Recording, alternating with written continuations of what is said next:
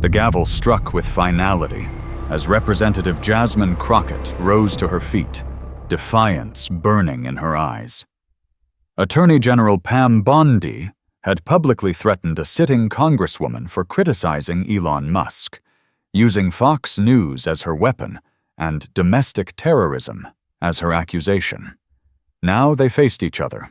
Crockett, a former public defender fighting for free speech and equal justice. Bondi, wielding law enforcement as a political cudgel against dissent.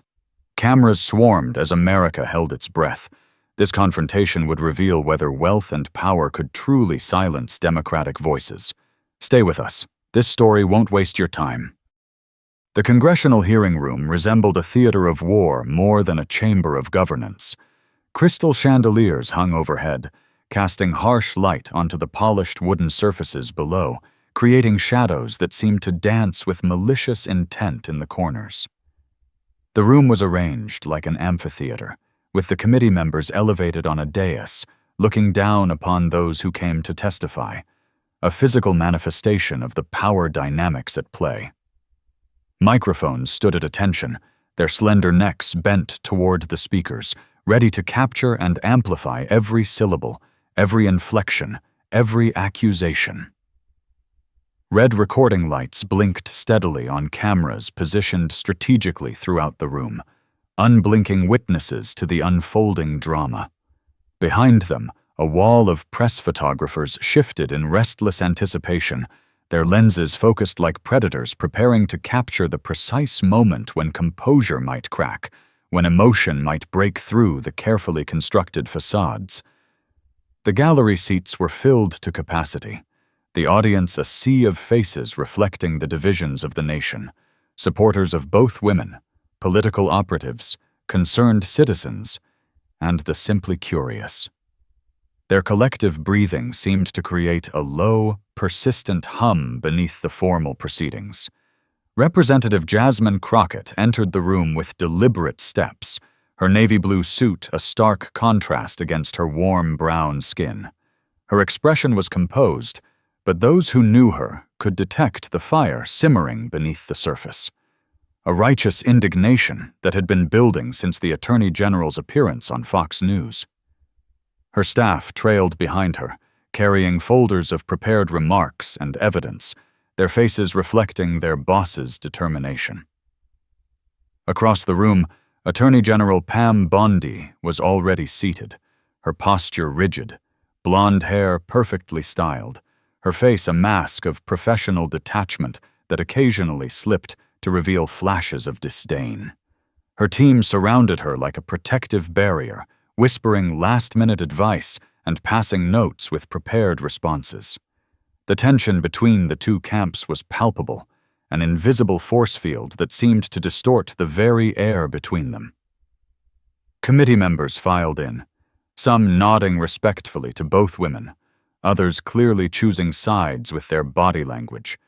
A handshake here, a warm smile there, a deliberately averted gaze elsewhere. The chairman entered last, his face a practiced neutral as he took his seat at the center of the dais. With a sharp rap of his gavel, the theater of American governance prepared to raise its curtain on a performance that would expose the raw underbelly of power, privilege, and the price of speaking truth. As the chairman completed his formal introduction, the atmosphere in the room transformed from merely tense to suffocating.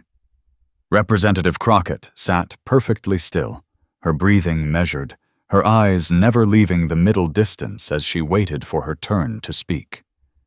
When it came, she rose with the fluid grace of someone accustomed to courtrooms and the weight of moments that would be preserved in transcripts and memories. The congressman began her testimony not with a whisper, but with a controlled burn of indignation that threatened to engulf the entire chamber. Her voice, melodious yet firm, carried throughout the room as she characterized the Attorney General's network of choice as faux news, a deliberate pronunciation that caused ripples of reaction throughout the audience. Some committee members shifted uncomfortably, others nodded in silent agreement. The Attorney General's mouth tightened almost imperceptibly at the corners. Crockett's hands moved in precise, emphatic gestures as she recounted how the nation's highest law enforcement officer had used a public platform to issue what she characterized as a threat against a sitting member of Congress, herself. Her words hung in the air like smoke, acrid and impossible to ignore. The gallery responded with murmurs that the chairman quickly silenced with his gavel, but the emotional temperature of the room continued to rise. From her seat, Attorney General Bondi maintained her composure, but her eyes narrowed slightly, and her pen moved rapidly across her notepad. Her team leaned forward in their chairs, tension visible in their shoulders and jaws.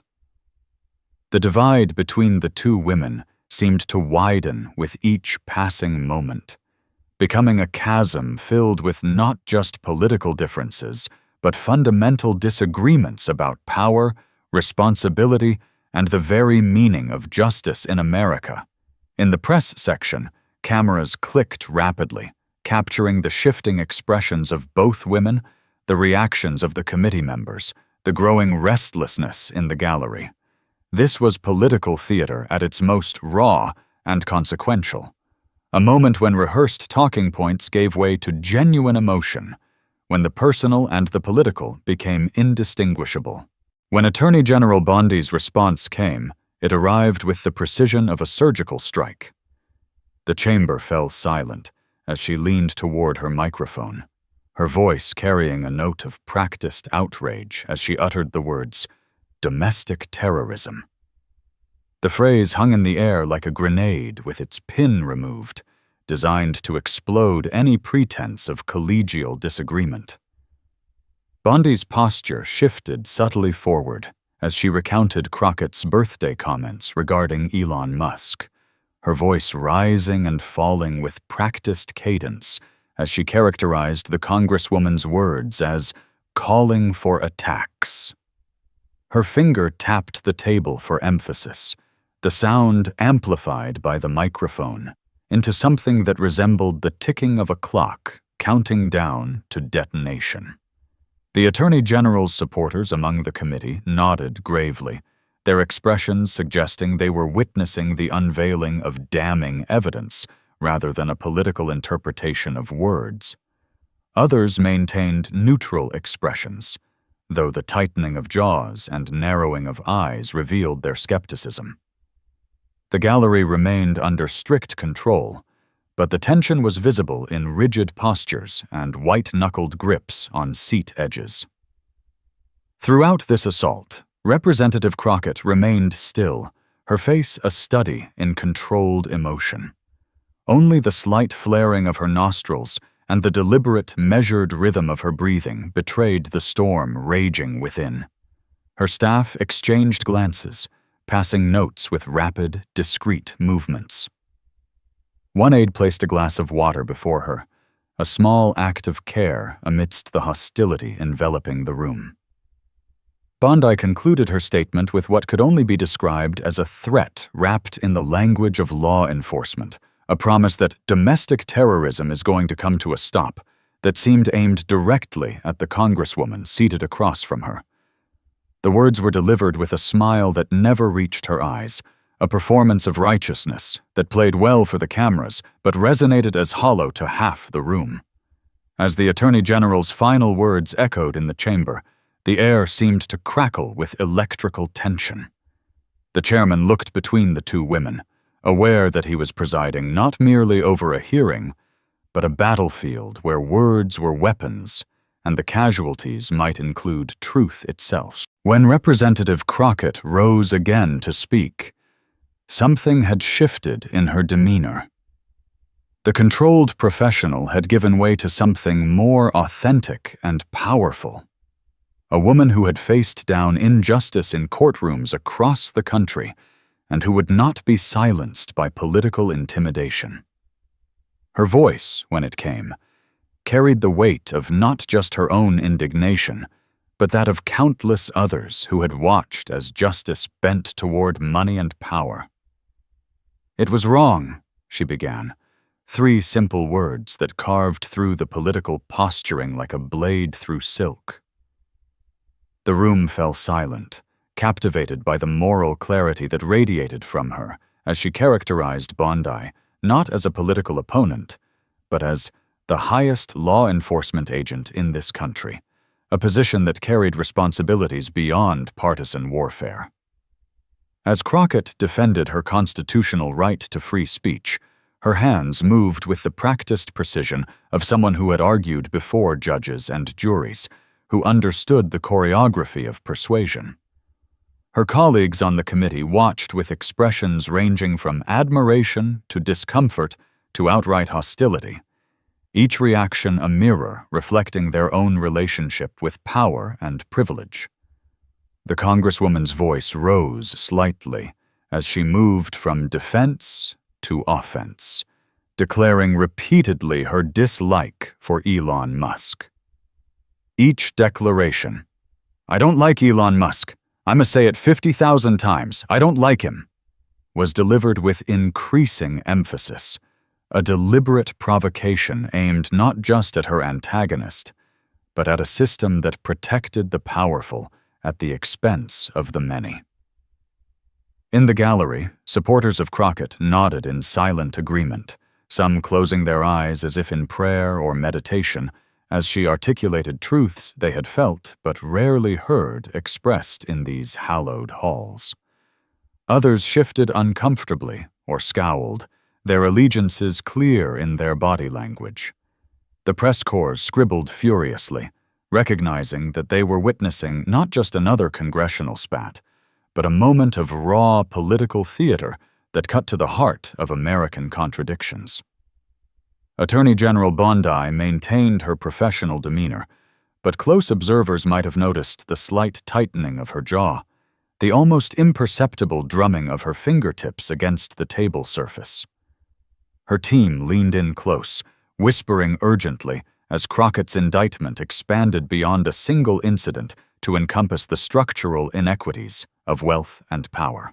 As the hearing progressed, the atmosphere in the room transformed once again as Representative Crockett shifted from broad political critique to personal testimony. Her voice softened, taking on the intimate quality of storytelling rather than accusation. The chamber grew still as she began to recount her experience as a public defender, her narrative weaving together the personal and the political in a way that made abstract concepts of justice and equity suddenly uncomfortably concrete.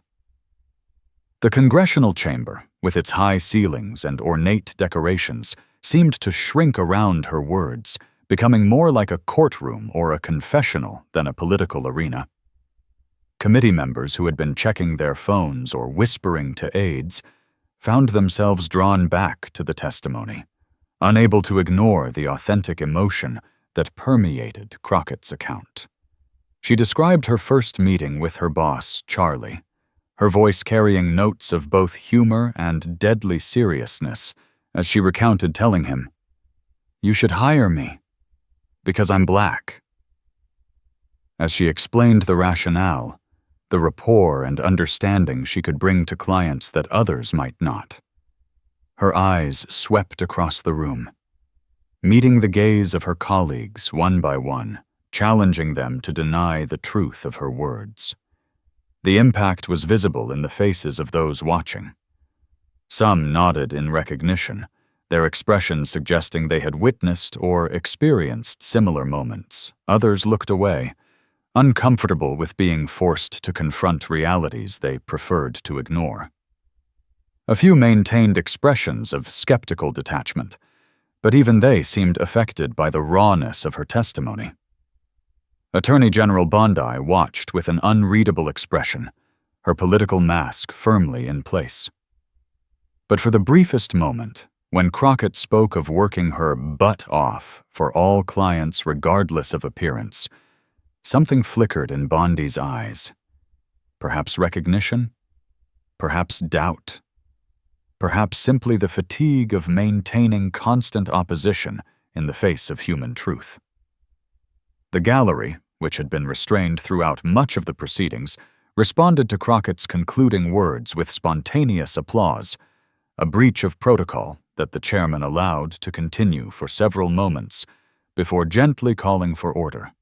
The sound filled the chamber like a wave breaking against a seawall, a physical manifestation of the emotional impact of Crockett's testimony.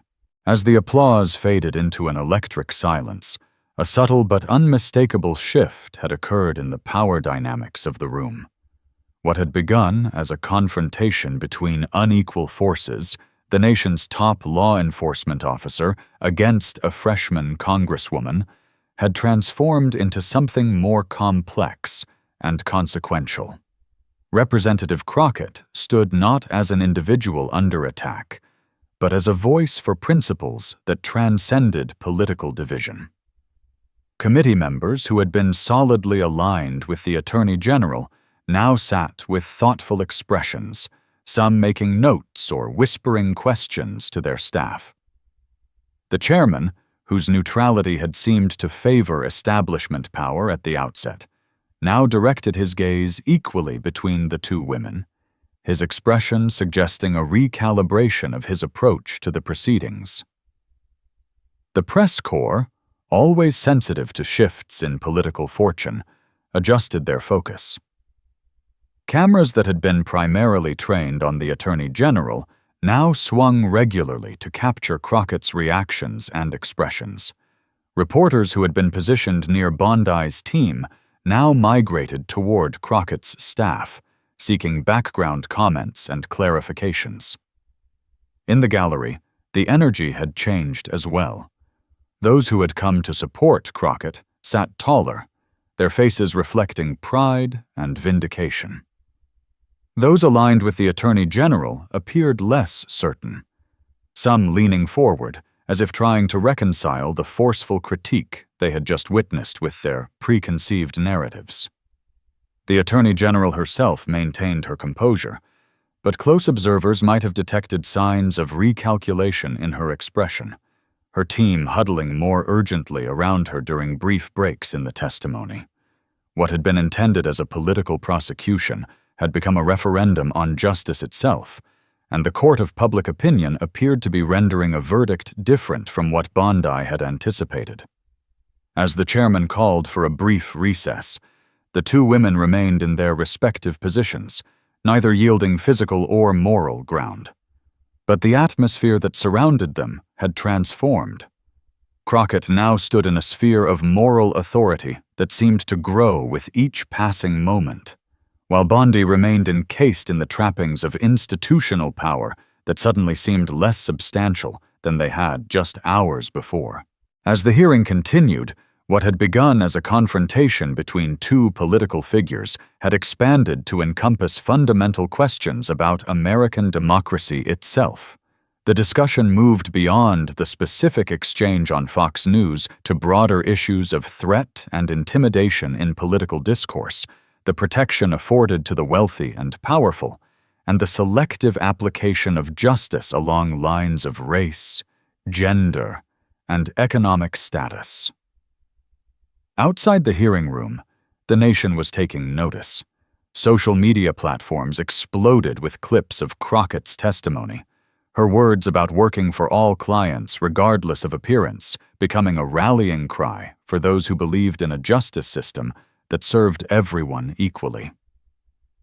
Hashtags supporting her proliferated, alongside digitally created images that juxtaposed her words with historical civil rights figures. Television news channels split their screens between live coverage of the ongoing hearing and panels of experts analyzing the significance of what they were witnessing. Political strategists speculated about the impact on upcoming elections, about shifting coalitions and recalibrated messaging. Legal scholars debated the constitutional implications of an attorney general appearing to target a member of Congress for protected speech. Inside the chamber, the ripples continued to spread. Committee members who had remained silent now sought recognition from the chair, eager to align themselves with what they recognized as a politically significant moment. Questions directed to Crockett became more respectful, more substantive, while those aimed at Bondi carried new notes of skepticism and challenge. The Attorney General, sensing the shift, adjusted her approach. Her responses became more measured, her characterization of Crockett's words more nuanced. She spoke of misunderstandings and clarifications rather than threats and terrorism. But the damage had been done. Her initial framing appeared increasingly partisan and overreaching in contrast to Crockett's passionate defense of constitutional rights and equal justice. For observers with historical perspective, the hearing had taken on dimensions that transcended the immediate political moment. What they were witnessing was not merely a clash between political opponents, but a confrontation between competing visions of America, one that prioritized order, authority, and traditional power structures, and another that demanded justice, equality, and accountability regardless of wealth or status. As the chairman brought down his gavel for the final time, signaling the end of the hearing, the echoes of what had transpired would continue to reverberate far beyond the ornate congressional chamber. What had begun as an attempt to intimidate a vocal critic of power had transformed into a powerful demonstration of the very principles that critic sought to defend. The right to speak truth regardless of consequence, the demand that justice apply equally to all. Representative Jasmine Crockett gathered her papers with deliberate movements, her face showing the fatigue of emotional battle, but also a quiet satisfaction. She had entered the room as an individual under attack, and would leave it as something more, a symbol of resistance against the weaponization of justice, a voice for those who recognized that true patriotism sometimes required standing against power rather than deferring to it. Attorney General Pam Bondi departed, surrounded by her team, their huddle tighter than it had been at the beginning of the day, their expressions suggesting strategic calculations rather than triumphant certainty. What had been intended as a demonstration of authority had instead exposed the dangers of wielding law enforcement as a political tool. Whether this would lead to reflection and recalibration, or further entrenchment, remained to be seen.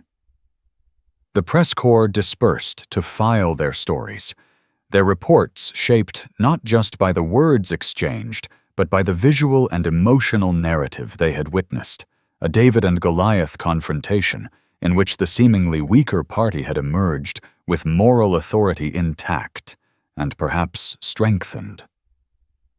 The images would be replayed on news broadcasts throughout the evening, Crockett's passionate defense of constitutional rights, Bondi's accusation of domestic terrorism, the spontaneous applause that had broken protocol and revealed where public sentiment truly lay.